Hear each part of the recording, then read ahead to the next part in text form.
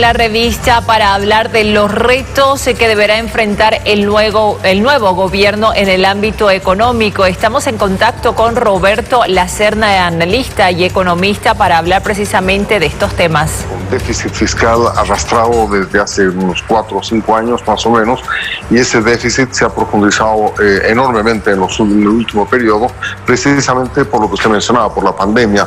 Ha habido necesidad de un aumento mucho mayor del gasto, y como se ha contraído la actividad económica, han reducido los ingresos, de manera que el déficit fiscal está muy grande, está por encima del 10-12% del PIB, y ese es sin duda el principal desafío que va a enfrentar el próximo gobierno. Adicionalmente, estamos con un déficit comercial, es decir, un déficit de intercambio de bienes con el resto del mundo. Estamos importando más de lo que exportamos, sobre todo porque han caído los precios del gas, han caído los precios de los minerales, y también ha caído la capacidad exportadora del país. Entonces, estamos con un déficit comercial también. Cuando uno suma ambas cosas, nos encontramos con que el país se está perdiendo reservas rápidamente, y que el próximo gobierno se va a ver en la necesidad de realizar acciones muy importantes, muy dinámicas, para tratar de compensar esta caída en los ingresos públicos, esta caída en las exportaciones y esta caída en las reservas, ¿no? Entonces son 3 desafíos inmediatos de gran envergadura, frente a los cuales va a tener que actuar con mucha rapidez el próximo gobierno. Señor Roberto Lacerna, muy buenos días. Gabriel Oviedo lo saluda y quería preguntarle cuál cree usted son las bases en las que se deberá asentar este plan de reactivación económica del próximo gobierno. Bueno, afortunadamente tenemos un programa de gobierno que es el que ha presentado Luis Arce para su gestión. Él es economista, conoce bien del tema, y conocemos en qué consiste su propuesta. Y su propuesta básicamente pasa por estimular la demanda, es decir, por tratar de proteger el consumo y alentar la demanda y dinamizarla, aumentando el gasto público. Para eso, por supuesto, necesita también, y este es un tema que va a tener que hacer tarde o temprano, necesita abrirse a la oferta, porque si usted estimula solamente la demanda y no estimula la oferta, pues lo que va a tener es un desequilibrio cada vez mayor. La gente va a tener con qué comprar, pero no va a tener qué comprar. Y si eso ocurre, entonces la gente se va a ir a buscar importaciones, bienes importados. Entonces es muy importante complementar su visión de la economía, su proyecto, con actividades, con propuestas, con políticas que vayan a estimular la oferta, abrirse la oferta. Se necesita estimular la inversión, se necesita estimular la iniciativa privada, y se necesita estimular la competencia. Yo no creo que esos desafíos los pueda enfrentar solamente con las empresas públicas, ¿no? La experiencia de los últimos años seguramente ya le ha enseñado que es muy difícil trabajar con empresas públicas, y que es muy lento ese proceso, y que además no cubre el amplio espectro que requiere una economía, ¿no? Entonces, yo creo que su visión de la demanda, que es la que él ha manejado fuertemente a lo largo de la campaña, tiene que ser complementada con políticas de estímulo a la oferta, a la producción, a la inversión. Ahora, ¿cómo fortalecer el aparato productivo para generar mayores ingresos al país? Esa es una gran pregunta, y esa es sin duda la tarea fundamental. ¿Cómo se fortalece el aparato productivo? La única manera es con inversiones, ¿no? Inversiones que le ayuden a la gente a desarrollar y a desplegar sus iniciativas.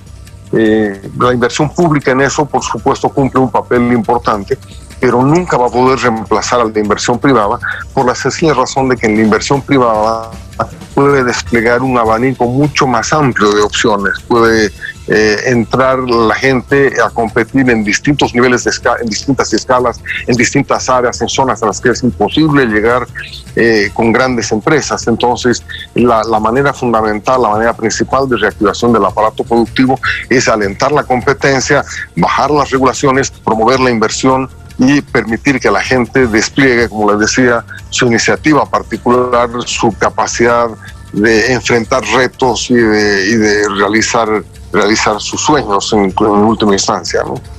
Señor Lacerna, ¿y qué es lo que debería hacer el próximo gobierno para reducir la informalidad en el sistema económico y también para resolver el problema del desempleo actual?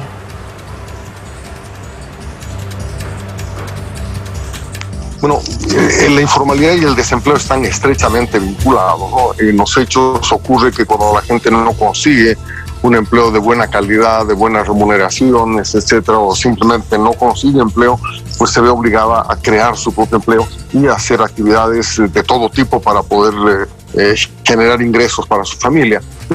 Lamentablemente casi siempre esos son empleos muy precarios, empleos de mala remuneración, muy inestables. Pero hay una relación entre la informalidad y el empleo. También existe un problema en la informalidad, y es que muchas personas, muchos emprendedores huyen del exceso de regulaciones, del exceso de impuestos, del exceso de normas y reglas. Si ustedes se ponen a observar la información que tenemos sobre regulaciones en el país es uno de los más regulados, de los más restringidos. ¿Por qué? Porque la burocracia a lo largo de los años ha ido creando reglas, y cada vez que combatimos la corrupción o cada vez que queremos promover algo, inventamos y creamos nuevas reglas. Un empresario común tiene que pagar, no sé, hacer como 14, 15 trámites antes de poder abrir una empresa, y le demora eso unos 3, 4, 5 meses, y eso es algo inusitado. Hay países en el mundo en que usted puede abrir una empresa en un día.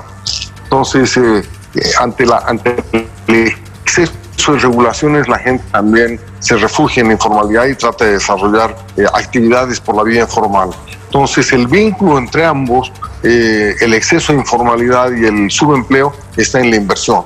Otra vez volvemos al tema clave de promover las inversiones y abrirse a la competencia, abrir a la competencia privada.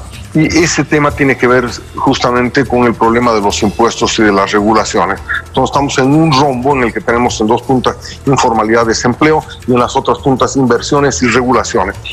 La interrelación entre estas cuatro variables es muy, muy estrecha. Uno no puede hablar solamente de desempleo sin hablar de inversión, uno no puede hablar de inversión sin hablar de regulaciones e impuestos, uno no puede hablar de regulaciones e impuestos sin hablar de la informalidad.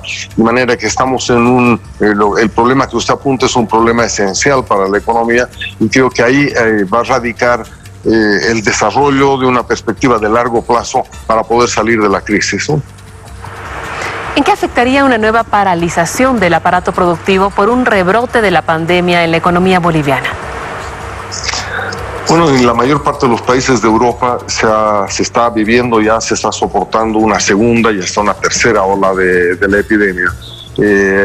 En este largo periodo en que estamos sufriendo a nivel mundial la epidemia, sin embargo, ya se ha aprendido mucho sobre cómo controlarla, cómo evitarla. Y ya sabemos que el principal mecanismo para evitar el contagio está en la actitud, en el comportamiento que desempeñemos los propios humanos, ¿no? El distanciamiento social, el uso de mascarillas en actos públicos, lavarse las manos continuamente y no tocarse la cara. Eso nos puede ayudar a evitar que nos veamos obligados a una nueva cuarentena. Si hubiera necesidad de una nueva cuarentena, pues el impacto sobre la economía sería ya muy, muy devastador, sería muy importante, y creo que el país difícilmente podría aguantar una nueva cuarentena, de manera que el desafío está en realidad en este caso no tanto en el gobierno, en este o el próximo gobierno, sino en nosotros, en que aprendamos, sepamos cuidarnos, sepamos cuidar a los demás, respetemos las reglas y tratemos de evitar que este rebrote nos golpee nuevamente y nos dañe como nos ha dañado en este año, ¿no? Las gracias a Roberto.